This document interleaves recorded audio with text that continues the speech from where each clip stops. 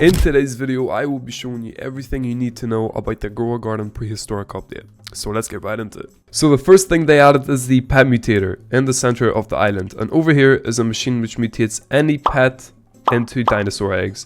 Pets that are inserted into the machine will be mutated for 1 hour before being converted into 1 to 3 eggs, and it has a small chance to be converted into a pet instead. So as you can see here, I'm going to claim one of my eggs, which I have inserted a pet in before. It is actually quite a big egg, and I have already laid 2 of these down, so I'll put one more right here. They get bigger as time goes. This is the ready ones, and this is a smaller one, so yeah, of course they get bigger, so yeah. Since we are on the topic of pets, I might as well tell you what they are. So, the raptor pet, which has a 35% chance of hatching, and its traits are the cleaver claws, which gives you a 2% to 2.5% chance that your fruit gets the amber mutation after collecting, and the raptor dance trait, which grants an additional 14% to 14.5% increase to your player movement speed. The triceratops pet, which I actually have in my garden, which is the red one. Where are you hiding? There he is. This guy, what he does is he has a 32.5% chance of hatching, and his traits is a trihorn trait, and every 3 minutes and 33 seconds the triceratops charges into 3 random plants and advances each of their growth stages by 33 minutes and 33 seconds. And each time this activates, there's a 15.18% chance for the ability to trigger again, stacking multiple times. The Stegosaurus pet, which I actually also have in my garden right here. He is a big boy, as you could tell.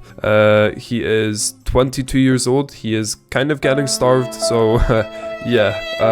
The Stegosaurus pet, which has a 28% chance of hatching, and its traits are the prehistoric doubling trait, which has an 8% chance to duplicate harvested fruits, and prehistoric harvester trait, which gives you a 5% extra chance to duplicate harvested prehistoric type plants. Next we have the pterodactyl pet, I hope I said that right, which is a pretty rare pet, and its traits are the sky reptile trait, where it occasionally applies windstruck mutation to multiple nearby fruits with a chance of replacing with a twisted mutation, and the airtime trait, which grants an additional 14.39% increase to players' jump height. Next we have the Brontosaurus pet. I really hope I'm saying these names right, and they have a 1% chance of hatching, and its traits is the giant incubator trait, in which pets that hatched from eggs have a 5.2% increase in base size and weight, and this size bonus is capped at 30% unfortunately per egg, and it does not apply to Brontosauruses. And lastly we have the T-Rex pet, which is the rarest pet of them all, and it has a 0.5% chance of hatching, and its trait is the apex predator trait. And in this trait, every 20 minutes the T-Rex pet occasionally eats a random mutation from a fruit in the player's garden, then roars and applies that mutation to other fruits in your garden. So it is a pretty OP pet, so if you do get that, call yourself lucky, and it is a very good pet. So let's move on to the seed packs and the plants. And Grow a Garden added in 2 different seed packs, the ancient seed pack and the exotic ancient seed pack. The way you can get the ancient seed pack is by simply crafting in the prehistoric event place right here, which with 1 dinosaur egg and 5.5 million shekels, and it takes 1 hour to craft. Whereas the exotic version of the seed pack is a Robux only seed pack, meaning you can't craft it with in-game items and you have to spend Robux on it. And the seeds you could get from the ancient seed pack are as follows: the stonebite fruit, which has a 40% chance of dropping, the paradise petal, which has a 25% chance of dropping, the honored dino mushroom, which has a 20% chance of dropping, the bone mibu plant, hopefully I said that right, which is a 10% chance of dropping, the firefly fern, which has a 4.5% chance of dropping, the fossilite, which is a 0.5% chance of dropping.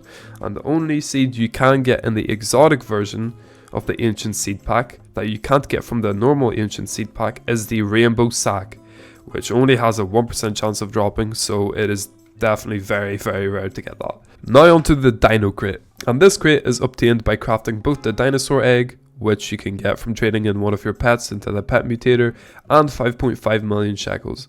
And it takes 30 minutes to craft, and the items you can get from this dino crate are as follows. So, you could get the dinosaur footprints with a 20% chance of dropping, a bone with also a 20% chance of dropping, a spine fence with also another 20% chance of dropping, and then the dino proof fence with a 15% chance of dropping, rock car with another 15% chance of dropping, the skeleton statue with a 5% chance of dropping, and the dino skull with a 5% chance of dropping. And stuff in here are only cosmetics, they're not going to really help you in actually growing plants. So now for the last item, the amber mutation spray. And the items that are required to craft this is a cleaning spray, which you could buy for 50 million over here in the gear shop, and a dinosaur egg, which again you could get from trading in one of your pets into the pet mutator over there, and 1 million shekels. What this amber mutation spray does is it applies amber mutation to the fruit, and the amber mutation gives you a 10x shekel multiplier, so it is definitely a very beneficial item added in this update.